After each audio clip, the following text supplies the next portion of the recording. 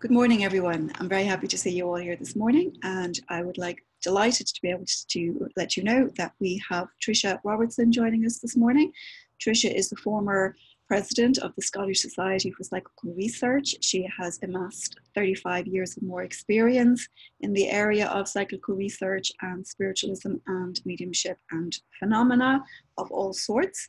She has written 2 books, Things You Can Do When You're Dead and More Things You Can Do When You're Dead, both of which are available on Amazon and I'm sure your local bookstore. She has written a number of papers on this area, and she has some fascinating case studies that are available at the Society for Psychical Research. She is a noted public speaker and has spoken at the Arthur Findlay College in this area as well. So I would like this morning now to ask you all to give a big welcome to Tricia. And Tricia, I'd like to hand the floor over to you. Today, Tricia is going to be talking to us about her research in psychical research, what that has meant, and talk us through some case studies that she has worked on over the years. Thank you, Patricia. Hello, everyone. I hope you can hear me. I shall first of all apologise for having a very bad sinus cold, so you may have difficulty with the coughing through some of the talk, but anyway, we will press on. I actually want to talk it's tonight here in the UK about spiritualism and psychical research. Now, all of you are obviously very, very interested in spiritualism, and that is why you're here, and that is wonderful. But I wonder how many of you know what psychical research actually is and why it even came into life. Psychical research is actually a sort of scientific study of spiritualism. So how did this come about? Well, in the 1800s, as you know, spiritualism was absolutely rife, absolutely everywhere. Everybody was having seances at night, etc., etc., etc. And then but a few very, very, very knowledgeable people got together, professors, scientists of all kinds, and they got together and they thought, if there's something in this, let's approach it with a sort of scientific standard. Let's see what the evidence actually is. What can we do to examine the evidence that spiritualism are trying to show to us? Even in the Christian church, in the Church of England, which I'm not, the Church's Fellowship for Spiritual Studies, their motto is, to your belief, add knowledge. And that's what we hope to do. We have add a little knowledge and a little backing and little evidence to what you know as spiritualists. So the Society for Psychical Research was set up by people you probably won't know their names, Professor Henry Sidgwick, Frederick Myers, and a whole group of really eminent scientists, philosophers, thinkers of the time. And they've started the Society for Psychical Research in London. But what a lot of people don't know is there was also an equal number of spiritualists involved in working with the scientists at that time to start the Society for Psychical Research. Now, not a lot of people tell you that, but the facts and figures are actually who they were in the particular first book. So that's interesting. Psychical research, to me, I call myself a psychical researcher. And I look at what actually happens to people in real life. What experience are you having? And let's look at it. I'm not decrying it. I'm only trying to examine it. I'm not trying to debunk it. Now, there's also a thing called parapsychology, which people tend to do at universities. And that usually comes along the line from the psychology departments at universities. But they look at all of this. Originally, I'm not saying they do it now, originally they thought, in many cases, all of this must be to do with us as individuals, our own psyche, our individuality. So they looked at these experiences as part of your own individual psychology. And that is how that started. The modern ones now, like Crystal you've had on, etc., Cal Cooper, etc., they, I think, are now more accepting these things actually do happen. And they're trying to standardize it in the terms of psychology as to how these things work. Now, that may or may not work to any particular degree. I am what I call a pragmatist. I look at the evidence. What is the evidence to show that these things happen? Now, there's 2 types of evidence that we accept in our society. And one is evidence in the scientific terms, where you can, in mathematics, you can always say that 2 and 2 make 4. You can always show that. You can always show scientific experiments. They will do the same thing again and again and again. But we also have another level of proof in our society, and that is proof as in a court of law, beyond reasonable doubt. And that is where what I do as a psychical researcher, and as the other do, we look at the proof, we look at the evidence, and we try to weigh it up beyond reasonable doubt. And as I said to you before, many, many very intellectual people started this 1882 Society for Psychical Research, including Sir William Cooch, you'll have heard of, and a whole lot of other people. And within its memberships, you've got psychologists, and even up to now, they've got 1,000 members. You've got Flammarion, the astronomer, was a member. Sir Oliver Lodge, you'll all know very well. Sigmund Freud, Marie Curie, Carl Jung, Professor William James. These people were not absolutely stupid people. So we're in good company when you and I are trying to look at these things in a scientific way. Now, there are quite a few mediums, in fact, a lot of mediums. Just the other day, one from America said to me, I want to know how this works. How does this happen that I can do these things as a medium? Well, the answer is we don't really know. We only know that some people seem to have this particular ability that they can, we'll use the word, tune in to a particular frequency of someone who has passed over. But as I say, the Society for Psychical Research was born, and that was it. And to put it another way, in the first 100 years of the Society for Psychical Research, there were the presidents, including 19 professors, 10 fellows of the Royal Society, 4 holders of the Order of Merit, and to date, 4 Nobel Prize winners, including Madame Curie and Charles Richer. Now that's the kind of boring bit, but you have to put the credibility behind what we're actually doing. Now, psychical research has actually got nothing to do with any religion. Because as you and I know, any religion can contact spirit if they want to.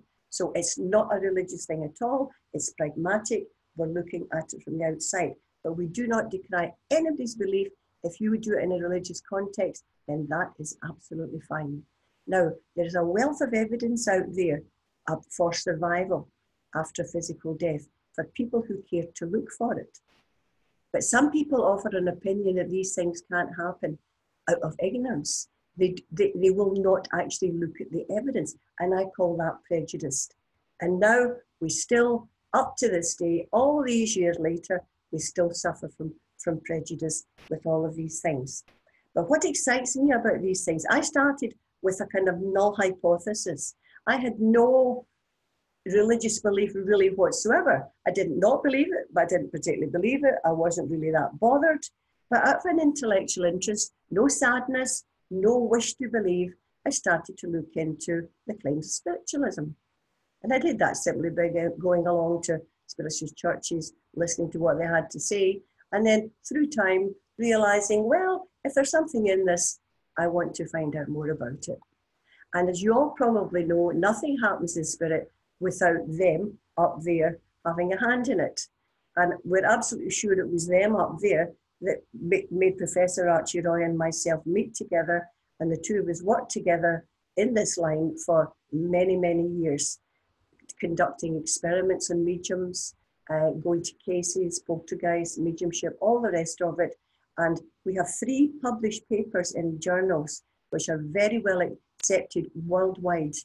There's the hypothesis we were testing was all medium statements are general. I can apply to anyone. Now, unfortunately, as you and I know, there are many, many, many mediums in all over the world that do talk in generalities. And that is unfortunate. It cannot be helped. Just as in life, you get a good doctor, a medium doctor, and a very poor doctor. You get that with mediums. The standard is not standard. And I'll say this again and again, in our work, because mediums know me, I only use the best of mediums that I am happy with the way that they actually work and their credibility. So in the studies we did, all the results came out very, very positively, with the odds are 1,000,000 to 1 that the odds were against chance. But as I say, that's the boring bit. That's the bit you've got to put down in paper. But the things that excite me are the things that happen to us individually. And each of you will have your own personal experience as to what's actually happened, whether it's an apparition, whether it's been a contact from a deceased person or something like that. And I can only go on the work that I've done, and I'm going to share with you some of the cases that I have personally been involved in.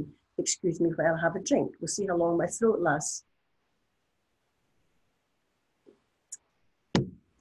All of you will know that Arthur Findlay was very much involved in spiritualism from a very early age. Well, he wasn't actually. Arthur Findlay was a Christian, and he lived in Glasgow for a while. He was a very wealthy man, but he was unhappy with religion, the Christian religion as it was.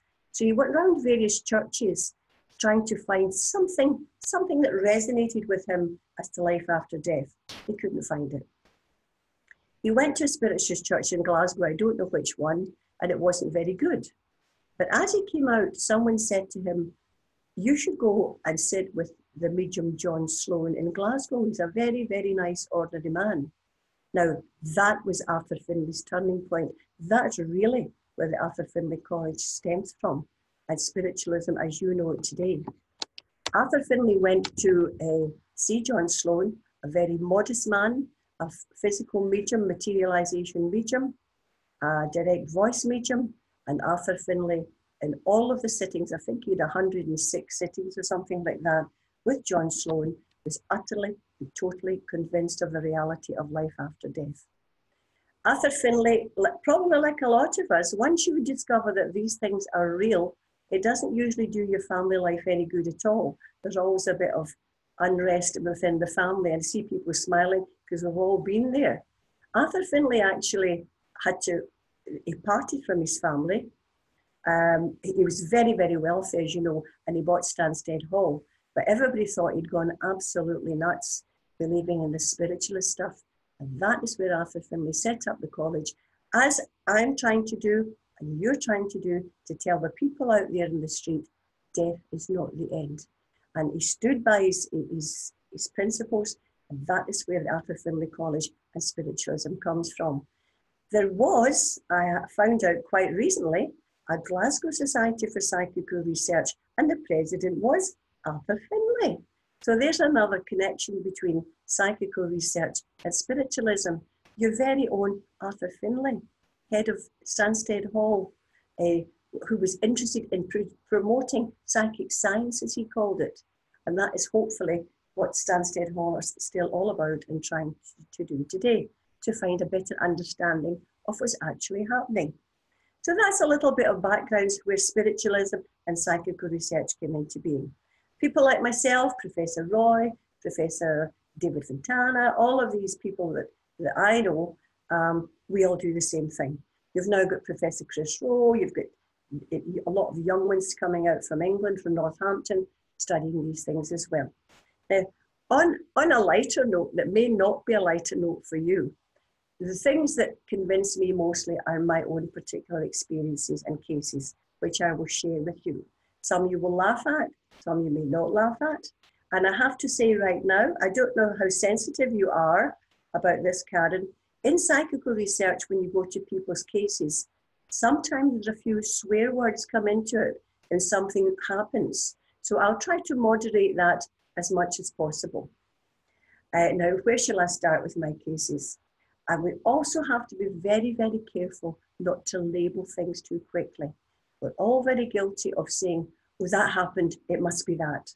The word poltergeist is extremely badly misused, but let's concentrate on one thing at a time. I will give you an account from someone that I know. I knew this person fairly well years and years ago, but hadn't seen him for, such a long time. And I had occasion to phone a particular business out of the blue. This person answered the phone. I didn't say who I was. And the voice said, "Is that you, Tricia?" And I went, "Yes, who's that?" And he explained who he was. "You're just the person I was looking for," he said. "I had a very, very strange experience and I didn't know where to find you now." What had happened to this man was, he lives in quite a big house with high ceilings, and he has a wife and 3 children. He'd sent the wife children away on a holiday so that he could decorate the lounge in this very tall ceiling house, very tall, old-fashioned building. Now, this man has no particular belief in spiritualism or life after death, anything like that. Very sensible person. So he was painting away happily at the house, and one night he was painting the very corner of the ceiling, right at the corner, about probably 15 feet, maybe more, from the floor. He's painting this corner, and as he was at the corner, he looked across the room, and there, 6 inches under the ceiling, was a man looking at him, pointing at him and saying, "Tell them not to do it. Everything will be okay." Now, when I say he saw this man, he saw a materialized man from the waist up. The man was wearing a cap, a jacket, a shirt and tie, and the jacket stopped wherever a jacket stops, and then there was nothing. He was solid, he was in colour, he had rosy cheeks, and he said to tell them not to do it. Everything's going to be okay. Well, I can't actually repeat what his thoughts were at the time, but let's say he was rather upset by all of this, and he stared at him again, blinked, and the man looked at him again and said, "Tell them not to do it. Everything's going to be okay." And then the man, just as quickly as appeared, disappeared completely. Well, my friend, he said, I don't know how long it took me to get down that ladder. He got down this very long ladder and sat in a chair the whole night, shaking, couldn't even make himself a cup of tea. Now, he recognised this man as a man that used to come into, this man owned a shop. He recognised him as a man who used to come into the shop. He was only aged about 56, and he died 6 years earlier. 6 years earlier. But his wife still came into the shop. And the man said, "Tell them not to do it. Everything's going to be okay." So he thought long and hard, and he thought, well, I'm going to have to tell his wife. But he wasn't looking forward to it because she think he was mad. So anyway, the wife didn't come in the next day, but she came in the day after that. And he said to her, "Can I speak to you in the back, please?" And she said, "Yes." Now, this is not a very nice part of Glasgow, by the way. Well, it's just outside of Glasgow. So he was really worried about what she was going to say. So he told the woman exactly what happened, stood back and waited. And she ran up to him, threw her arms around his neck and said, "Thank you for that." And then she left. Didn't know any more about it until weeks later. The woman came into the shop and she said to him, "Can I speak to you now?" And he said, "Yes." She said, "I'll tell you what that was about." She said, "My son has always been in trouble with the police, even as a young boy, but now the police have," her words, "fitted him up. The police have fitted him up for something now, and if he's found guilty at the court, he will go to the big jail." And she didn't want him to do that. So we were going to take him to Southern Ireland, where he could spend the rest of his life and not go to jail. But my husband said, "Through you, tell them not to do it. Everything's going to be okay." So they took the boy up to the court. The judge looked at all of the material and he said, "There is no case to answer here," and he dismissed the case. So the man was right. Tell them not to do it and don't take him away to Ireland. Everything's going to be okay. Now, I don't know if I would have the courage to take a message from a half-materialized man standing out my... But as I say, you can imagine the words he used to me as to the shock he got with that. Now, to be honest with you, I think he did that. I think he told the wife in self-defense because he didn't want the man coming back another night while the top corner of 15 to 20 foot ceiling. He said, "I don't know how I didn't die." And that's from someone I totally trust. And I say the proof of the pudding's in eating, and that's fine. So that's one thing. Excuse me, throat again. What you have to be careful of. Now, in that case, there's no question that was the intelligence, the personality of the man who had died. There was no question of that. And it turned out later, he found out the man had been seen fleetingly throughout the 6 years he had died. So he's obviously a person. Spirit have to want to come back to you. And they usually come back for a reason. okay, the initial reason is, to, as we all know, we've all had that. The initial reason is to say, I'm okay, I'm fine, don't you worry, get on with your life nicely, I'm still here, but you go on with your life. That's the usual message. But some people, like that man, is obviously still looking in at what's happening to his wife and the family. Now that is interesting. Other people might not choose to do that, and that's absolutely fine. That is their choice, whether they want to stick to looking down on you or not. That is their choice. There's no, not credibility. There's no denunciation of people that don't do that. But you'll find the strongest cases are where people have a reason. It's called unfinished business. But for you and I, the interesting thing here is that man could see what was happening in their lives, and yet his physical body's gone. So his intelligence, his consciousness still survives. And I will use the word consciousness all the time, because that's what you are, each and every one of you. You might be Karen in a form, Tricia in a form with a bad cold, but your real you is in there somewhere. Your consciousness is inside you. And nobody in this world can tell you where that consciousness lies. Nobody. I've spoken to Dr. Peter Fennick, neuroscientists, neurosurgeons.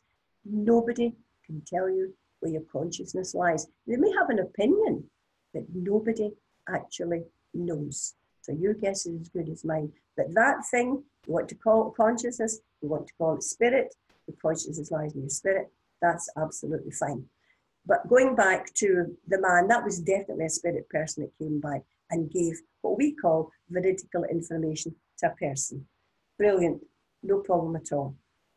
But I'll give you another case now, which is lots of phenomena in it, but it had little to do with people that had passed over. And this is where you all have to be careful that you don't jump to conclusions. People think that if things happen in your house, it's a spirit, and some people think it's an evil spirit, which it's not, of course. Anyway, I'll give you two of it. I'll condense these quickly because they're both quite long cases. I'll give you the one that's not to do with spirit, and then I'll give you one that has.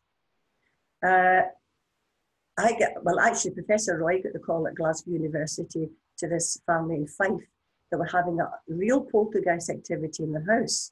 And so I actually didn't drive, so I would take him in the car. We got and visit this couple. Well, it wasn't a couple, it was a mother and a daughter lived together in a council house in Fife.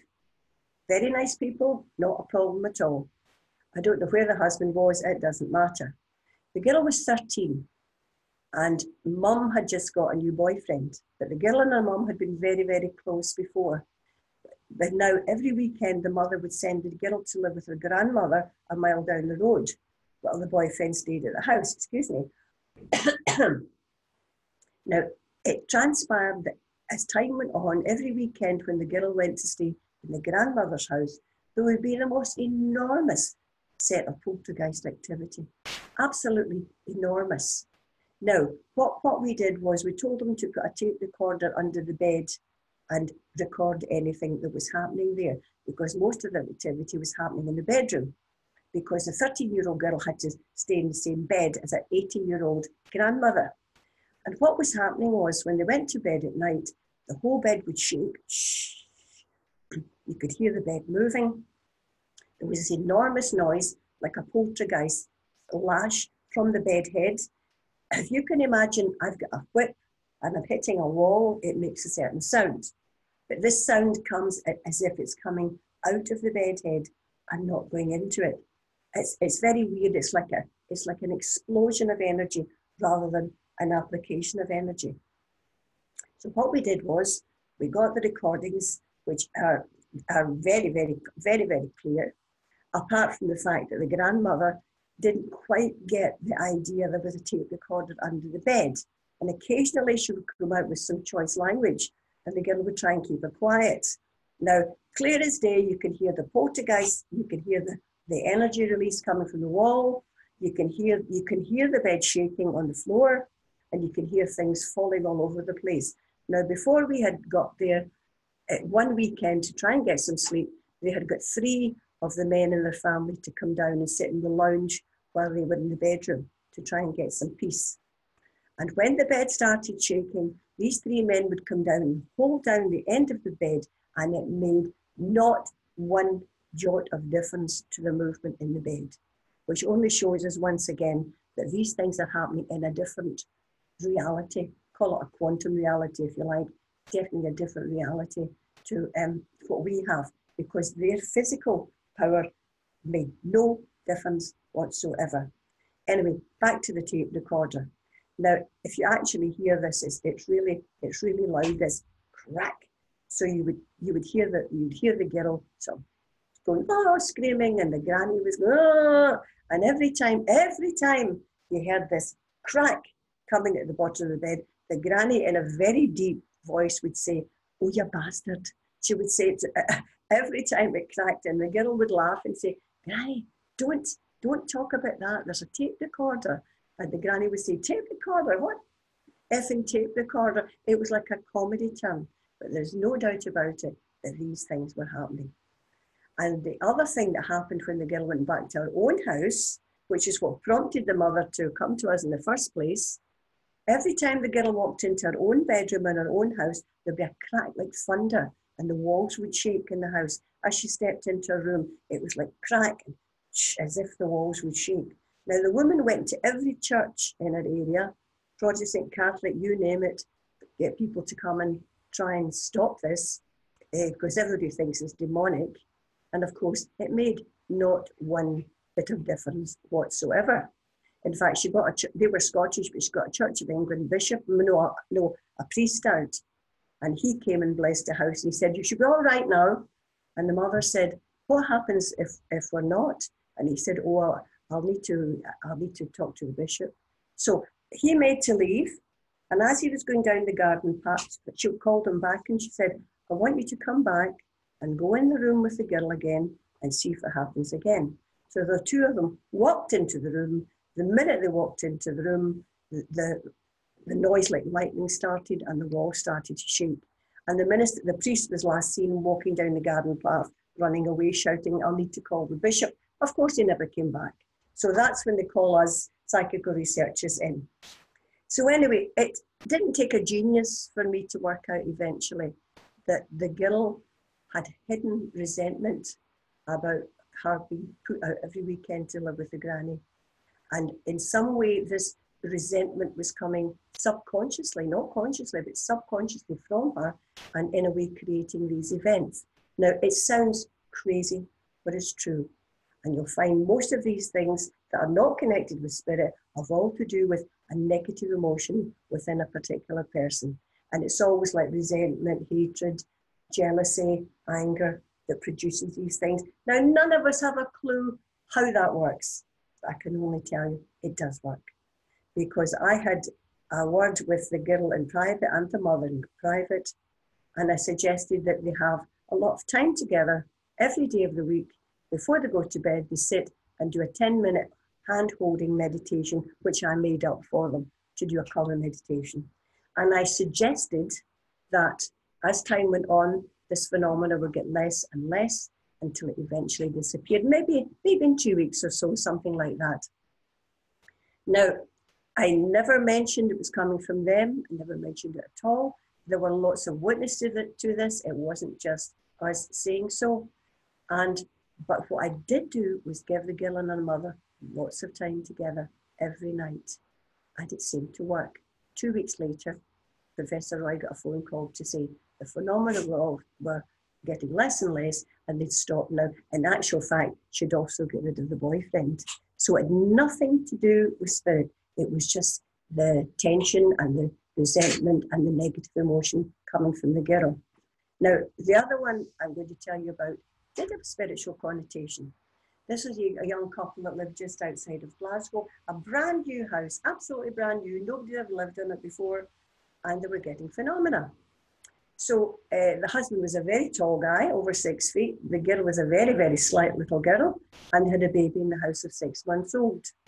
And what was happening was, well, for a start, the baby, it had an internal stair in the house. And sometimes the baby would be sitting on the floor at the foot of this stair, and the baby would look up the stair and smile. And that creeped the father out. He wasn't very happy about that at all, but they never bothered about that. Then things were getting moved in the house. And once again, they tried to say, no, nothing happening here.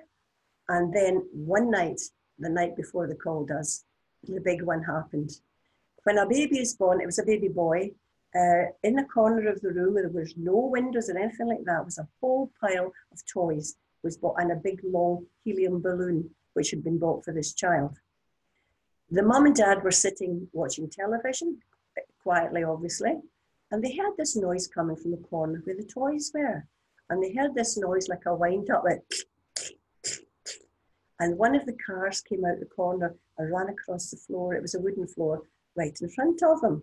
So they pretended that didn't happen. And then they had another, and another toy ran in front of them. And the father was totally creeped out. And he ran up the stair and went to his bed and pulled the covers over his head because he just couldn't handle this at all. And then another night they came down and they're sitting again. The toys are there, the helium balloon is there. And as they're sitting, they were aware of movement in that corner. And the helium balloon was on a big string, of course.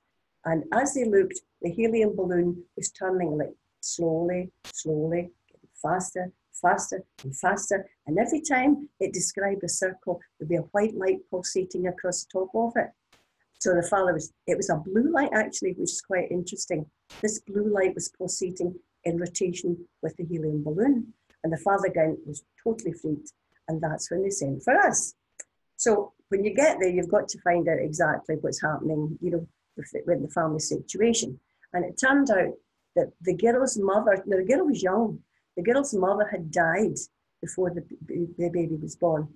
And the girl was suffering from a slight postnatal depression. And it didn't take and then the man said, well, the vase in the hall that keeps getting moved, her mother bought for us. And it all began to fit together. Okay, this is a mother trying to let them know that she's still there. So talked for a while and I put forward this idea. You can never force anything in people. That, to me, the obvious explanation is that your mother just wants to let you know she knows about the baby and she's fine where she is and she's just trying to let you know. And once you recognize it is her and say, oh, hi, Mum, that's fine, glad to know you're there, the chances are she'll stop doing that. Then, of course, the man, being a man, put his foot in it and said, can you not make the old bitch go away? And I said, no. I said, but if you want me to come back with a medium and try to talk to her, then that'll be absolutely fine. We can try and do that later. So the difference in that girl when she knew her mother was there looking out for her was amazing. Her whole body language changed. She got her colour back and she was so happy to know that her mum was there trying to let her know she was okay. And that's really what it's all about, is trying to give people comfort. Genuine comfort, not false comfort. So that was two things. But the real investigations that I do, the one that really sold it to me, not that I didn't believe, by this time I did believe spirit were there, and I know that now, but the one that really sold it to me was when it was in 1996, a girl was seemingly murdered in Glasgow. I didn't know it, obviously it was a different place altogether. And 6 months later, the police seemingly hadn't got anywhere. And somehow or other, the mother managed to get hold of me and she wanted to talk to me about her daughter's murder. So I knew she wanted me to set it up with a reading with a medium, but I thought, no, it's too raw. 6 months, your daughter's been murdered. No. I said, well, can you bring me an envelope with some things that belong to your daughter, and I will take them to a medium and on different mediums, and we'll see if we get anything from this envelope. So that's what happened. The woman met me another day and she gave me an envelope, an A5 envelope, which felt bumpy, just bumpy. You couldn't say what was in it, just bumpy. And I took it to a couple of mediums who didn't do an awful lot with it, actually. Drinking again. And then I took it to a medium friend of mine whom I knew pretty well and whom I trust totally and who trusts me. And I was able to go into this medium's house with no problem at all. And where the medium was actually sitting at a big table smoking a cigarette. So what I did was I just threw the envelope on the table and I said, can you tell me if you get anything from that? And the medium said to me, do I have to? And I went, yeah. So grudgingly, the medium put the hand on the envelope and immediately opened eyes wide and said, I've got a girl here that was murdered. And I just nodded. Now remember, I don't know much about this murder. I don't really know anything about it at all. The medium then went on, she's telling me, and it was like a three-way conversation. She's telling me that she said the medium described that she had medium brown hair, and the medium gave a description of what the girl looked like, and then would say, she's telling me that she misses her 3 cats. She's telling me that her boyfriend was the first one to know she was dead, and he phoned my mum. And then she went on to give description of the clothing in which she was found, all of which had been wrongly reported in the newspaper. All in all, the medium went on to give 29 pieces of information about the dead girl. I should say, the girl was giving the medium the information, 29 pieces of information, including one statement that I kind of gasped at. She's telling me she was in Contonville prison when she was 15. And I'm thinking, holy shit, that is quite a statement for a medium to make. She's telling me she was in prison when she was 15. Now, I've never known anybody who's been in prison, far less this prison called Contonville. She's telling me she had a pregnancy terminated when she was very young as well. And she gave a description of her murder. All in all, 20 nice individualized pieces of information, including I lived in a set of flats, one up on the right, we lived in a cul-de-sac.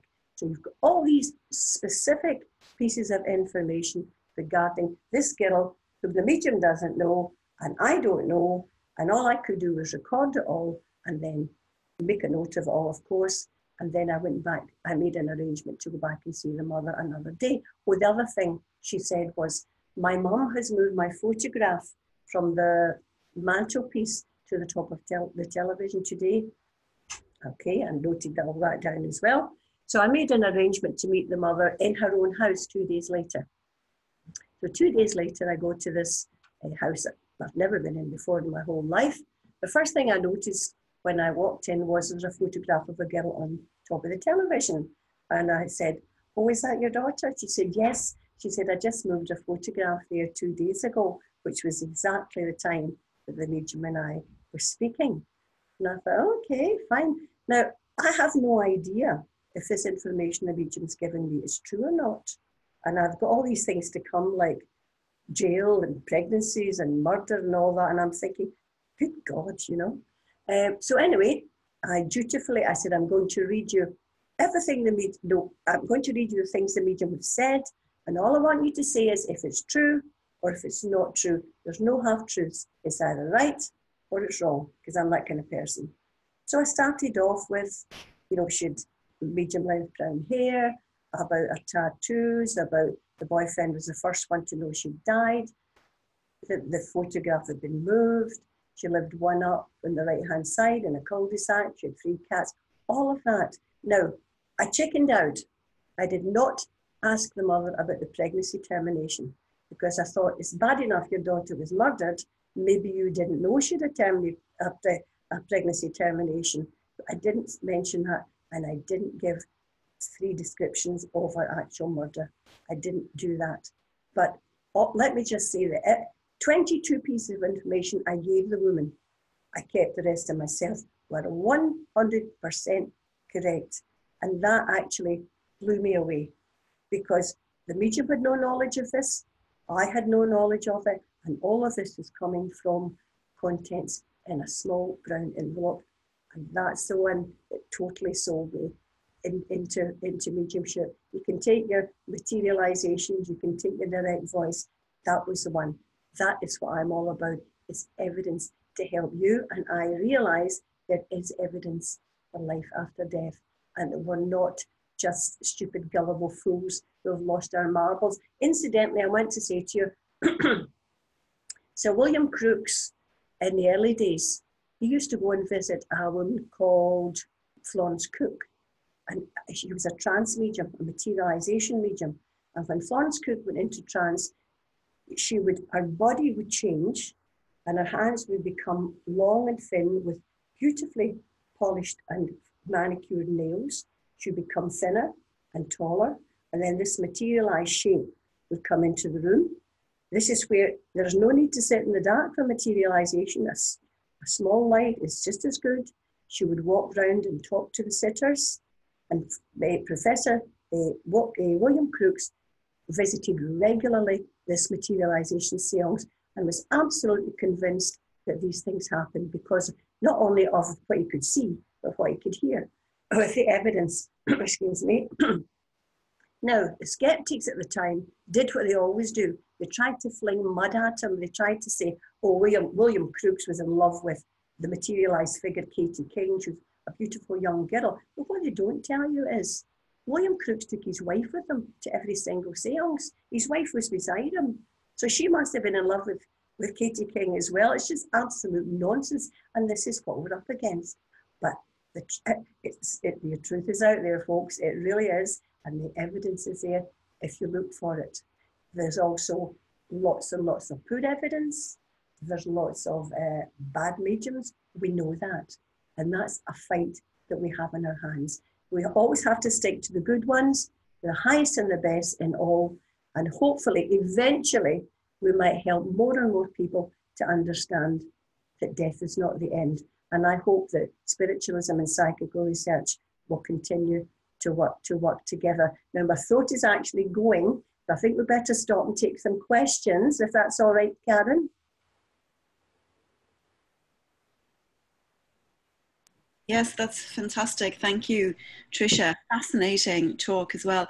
We do have some questions there coming up in the chat box. If anybody else has some questions, feel free to type them in there and we will chat, and hopefully Tricia's voice will hold out, because I know Tricia had a cold this week.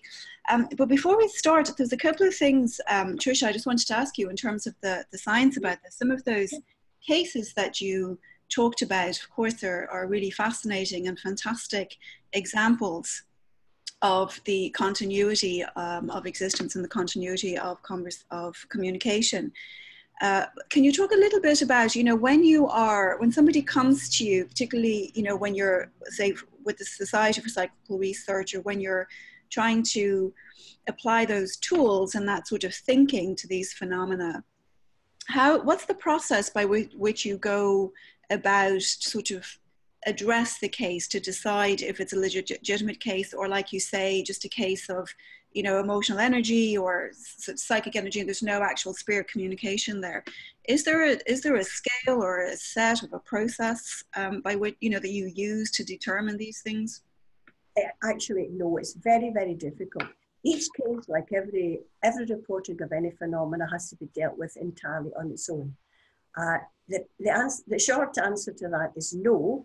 But what we always do is, when you go to anybody that reports something, you have to go with an open, I was going to say an open heart, but you have to go with a blank mind. And you make the people understand that you're listening and that you're believing what they're telling you. Because even the ones that are not real, the people believe them. So you never, ever make a fool of anybody. You listen to what they have to say, and then you take it on board, and you have to be in a house for 2 hours before you can even get into what's happening, because quite often what's reported to be happening is not actually what's happening. You've got to try and work out with a kind of a psychic ventricle, trying to work out actually what's going on. And most of the cases that are reported, there's not an awful lot in them, most of them, but not all of them. There's enough there to keep us all interested and keep working on it. So the short answer to your question is no. You cannot fill out a sheet ABC, take that, take that, take that. Doesn't work. You're dealing with human beings. You have to be empathetic with them. You have to listen, take it on board, make your notes, and then what you say to the people is, right, thank you for sharing that. We'll now go away and discuss it. And somebody will get back to you, and that's what happens. Perfect. And is for anybody who's interested in reading some of your discovery or your notes on these cases, where should they? I mean, obviously your 2 books, Things to Do When You're Dead and More Things to Do When You're Dead. No, But you mentioned you'd already... It's things you can do when you're dead. Sorry, things you can do, my apologies. And you also mentioned that you've written a number of papers on this as well. Oh yeah, the boring is hell, though that's very, very mathematical. They would bore a normal person to tears, to be honest with you. But they are available if you want a good night's sleep. Yeah. Right. And where should people, well, some people are very fascinated, you know, I mean, well, they're in the journal of the Journal of the Society of Psychical Research in London. Okay. And all the details and the references to these papers are in the bibliography of the actual books. But if anyone is actually wanting me to give them the reference, or better give you my website and they can contact me through that. Okay, I'll type that in. What is it? www. Tricia Robertson, spelled Tricia, Robertson, all one word. .weebly, WEEBLY. Yeah. .com.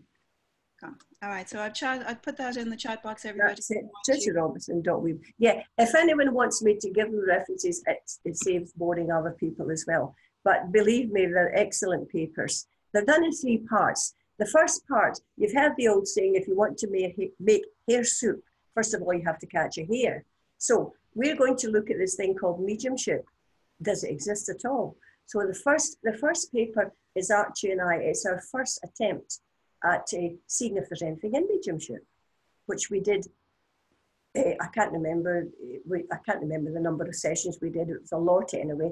And then we discovered there was something in it. And the odds against mediums being due to chance was something like 10 to the minus 12, which is an enormous figure. But then again, you've got to factor in the mediums we were dealing with could see the recipients, they could hear the recipients. So we got to the stage in the second paper was a protocol set out to eliminate all these normal factors. And the third paper is the results of the application where the mediums could not see any of the sitters. The mediums didn't know who the recipients of the message were going to be. And the recipients didn't know, in a room of about 25 to 40 people, they didn't know if they were the recipient or not. And it's only through a very, very boring process with double blinding that and Archie did some things and I did some things, so we were blind to each other. But even doing all of that, we had no clue if that was going to work at all. Not a clue. We thought we might be totally wasting our time, not giving the mediums anything to work with, but it worked. And there was nobody more surprised and amazed that it did work. And all the facts and figures are there in the actual papers. Boring, but real. But it's very important work, really, because, you know, unfortunately, you know, when, as you say, those esteemed gentlemen and women were researching spiritualism in the Victorian era, unfortunately, there was so much fraudulence. And at the time, we really didn't have the equipment, we really didn't have the data collection techniques we have now to be able to really do that. So it is, you may call it boring, but it seems like it's very, very important work to be able to eliminate as much as possible the subjectivity that we get accused of when it comes to mediumship. So exactly. I mean, and no doubt about it. And people are delusional. There's no doubt about it that we are quite delusional. But there are specific things, like that case I gave you about the murder case, the psychometry. There's no delusion there. It's not even there's a third and fourth party involved. Yeah. These are the cases that give me joy. These are the ones. The other one that gives me great joy is the likes of Gordon Higginson, as you know, who was at Dead Hall. Gordon came to Glasgow. Now, I wasn't doing this then, unfortunately. In 1973, Gordon filled a hall of 200 people in Somerset Place in Glasgow. Now, it wasn't completely dark.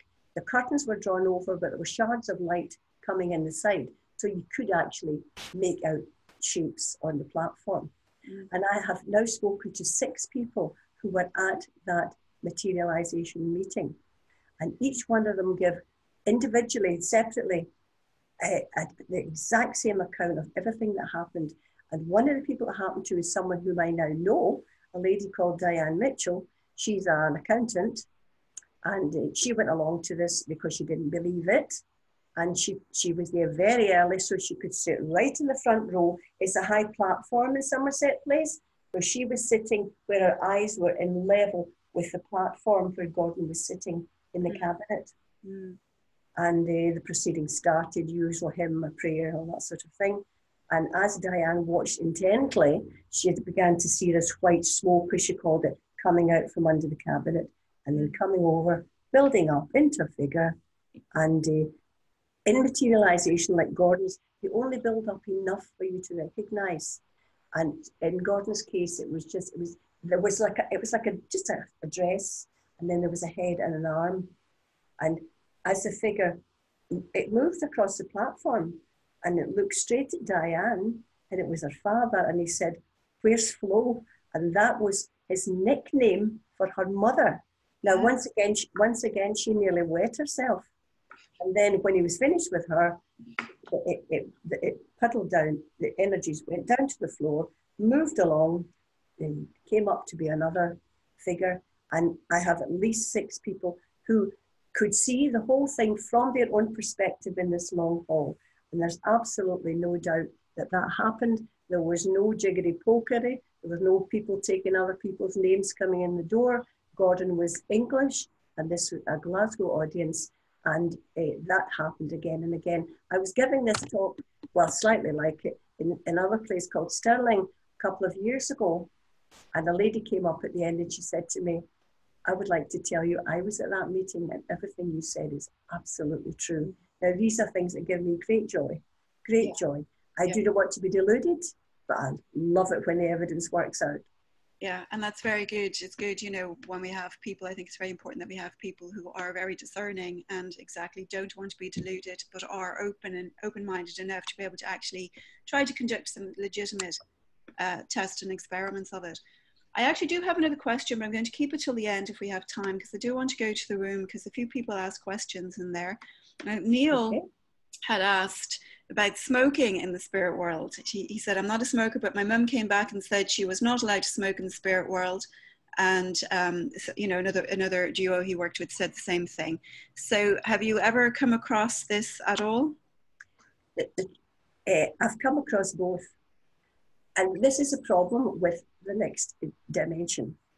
You all know we're all at different levels of awareness here and now.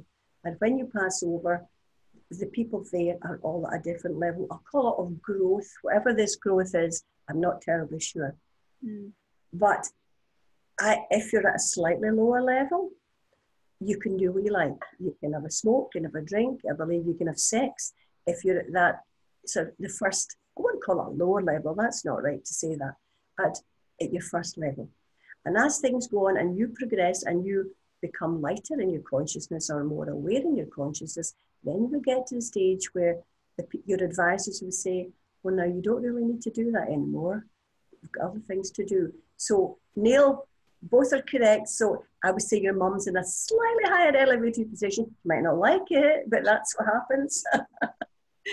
Funny. Okay, so Anne-Marie asked, how can we make physical noises like the young girl who made noises in the room? And does that mean that physical mediums are using their consciousness to make things move or to make noises? I'm not quite clear on Anna-Marie's question. Anne-Marie, if it's possible for the medium to make noises and make things move, you know, how do they do to pass that off? I think, Anne-Marie, if I have this right, if I don't, just type in the box there. If the mediums can actually do that, can make things move, can create noises themselves, how do they do that to pass that off for, say, the young girl? No, I'm still not clear. We're talking about the case with the poltergeist case with the poltergeist banging the wall. We're talking about that. Yeah. Is that the case? Well, the girl is not knowingly doing this. The girl, it's the energy that's coming from the girl. It's like when you're angry, you scream and you shout and you get rid of your frustration some way. Some people have a nervous breakdown. Some people seem to be able to, in some way, their unconscious minds liberates this energy to do these things. Nobody knows how it happens.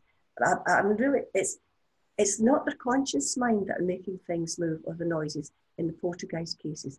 It's that you've got a conscious mind, we'll all have. We're all working in, probably at the moment, in beta waves. There's beta waves, alpha 1, alpha 2, alpha 3, and then further down. in your own consciousness. But your unconscious mind is the one that looks after your breathing, the things you don't have to worry about, when your body needs to go to the toilet, all of these things. There's another consciousness within you that looks after you. The outer consciousness is the one that deals with cerebral things like we're talking about.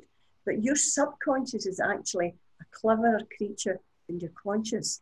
You know, when you get that feeling in your stomach, there's something not right here, or you just get a feeling about somebody and you can't put your finger on it. That is your unconscious mind telling you this is not right.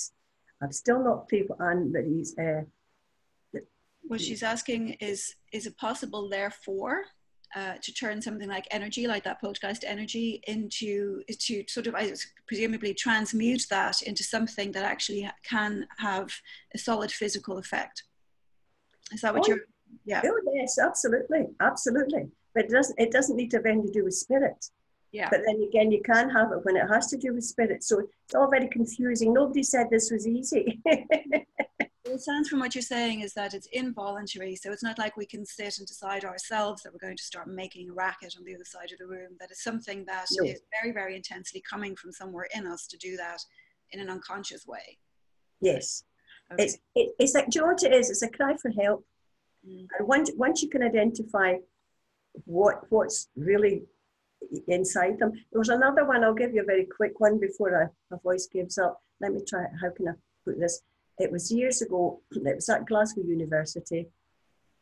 This lovely little Catholic lady and her husband, and I use the word for a reason, and her husband, now she was only 50 years old, I remember, but she looked quite old, you know, the older style of 50, and her husband, and they lived in a lovely house, very nice house indeed, but she was beginning to see in her hallway, it was a stone house with a staircase inside.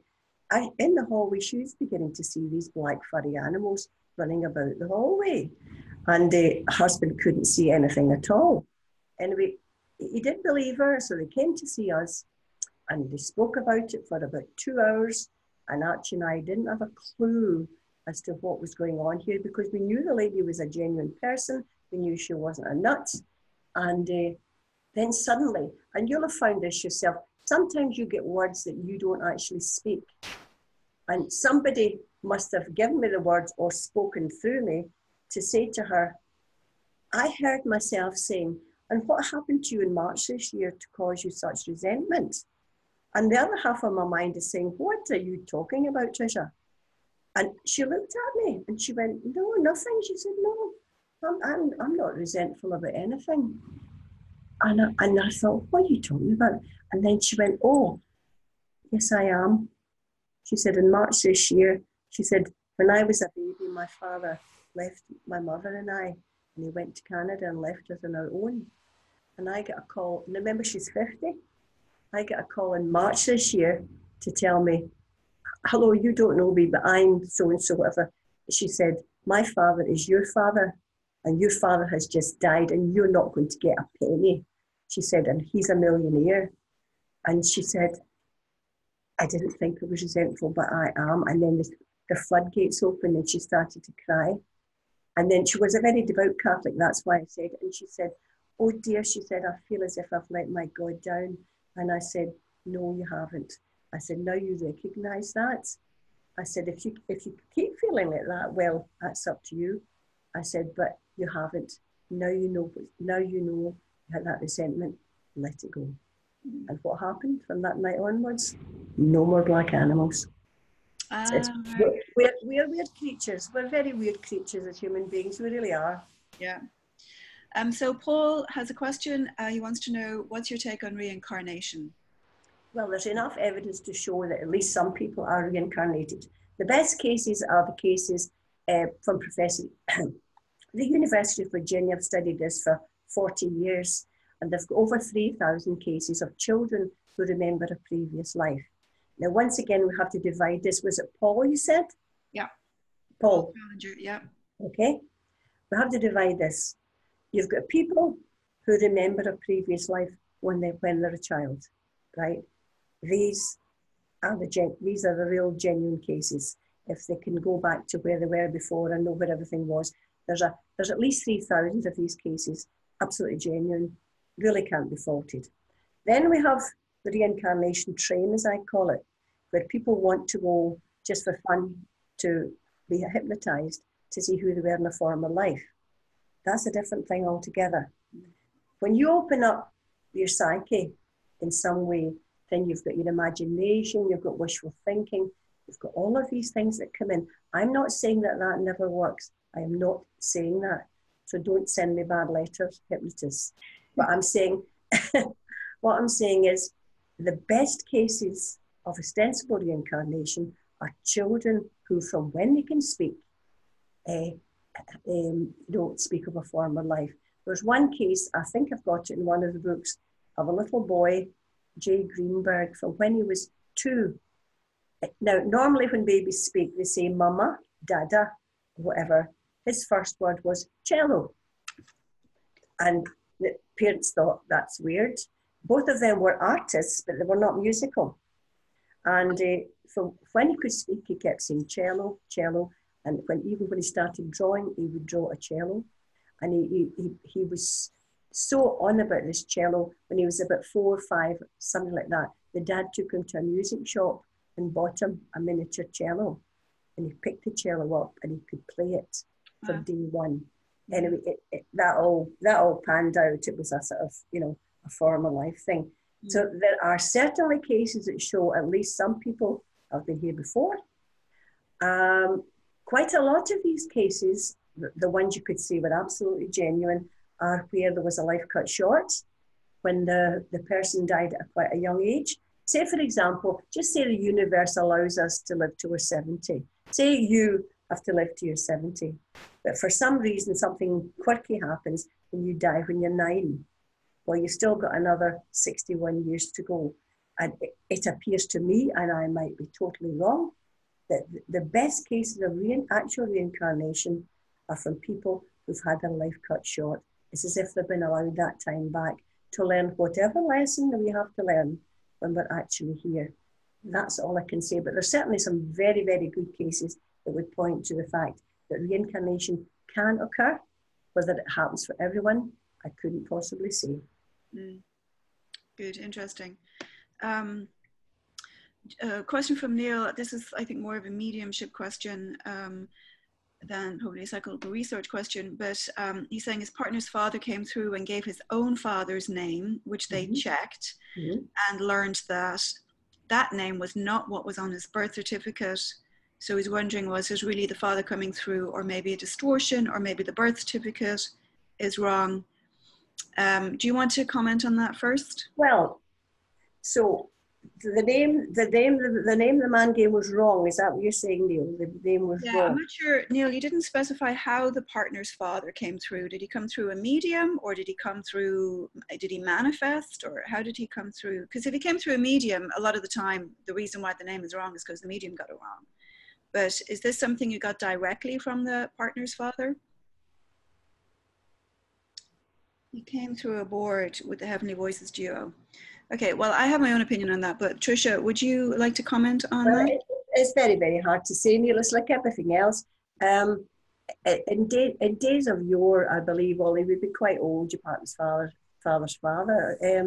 So it's possible the name in the birth certificate was wrong. That's absolutely possible.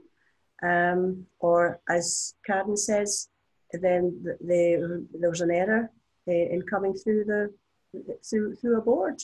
There was something I was going to say there. Now, what was that? No, it's gone. It's something I was researching where the person actually came through, obviously American, and gave his own social security number. I had to go and check it, and it was right. So you do get cases where it's absolutely right. That one, Neil, I wouldn't know. I need to have a lot more information on that, you know. The other thing that's for sure. Yeah, and the other thing also, as you know, that happens is that often, and I'm sure all the mediums in the room know this as well, often somebody communicating will give a name because they're trying to refer to somebody else, not to themselves. So it's quite difficult outside the actual that moment or outside that particular evening, whatever, to know what was really going on there. I think we'd probably just be we could probably speculate till the cows come home, but I think really there are a number of options for why that happens. But I think to really know with any certainty, you would have to be sort of in the situation, I would think, directly. So, but it is possible the birth certificate was wrong. That is a possibility. It is definitely a possibility, because especially in those days, that they could get it wrong, or it may be the name he wanted to be known by. We don't know. Yeah, lots of. Anyway, my voice is absolutely going now, Karen. I'll need to call a halt to that, I think. Yes, and we've kept you quite a long time today, so we'll wrap it up this evening. I want to say thank you very much, Tricia. Hopefully, maybe you'll come back and talk to us again. I know I've been getting lots of messages while you've been talking, people fascinated by your talk, so thank you very much for joining us today. Thank you. Thank you. Thank you to all our participants for joining and engaging with us. I know it's a really, really fascinating subject. So we're also have recorded this, so we will be putting it on YouTube. So if you'd like to watch it again, it'll be on our YouTube channel, which you will, I think I posted that on our Facebook page, and I think also on the SNUI website. If you missed it, or if you want to hear it again, just go there and listen to it again. And Tricia, thank you very, very much for joining us this morning. I hope you feel better soon. Your cold. About a week now. I know, it's horrible.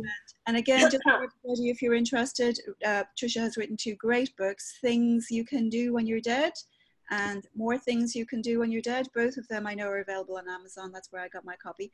But I'm sure they're available in most bookstores in the UK too. So again, thank you very much, everybody. Thank you again, Patricia. Good night. And hopefully we'll have you again soon. Bye-bye. Thank you. Bye.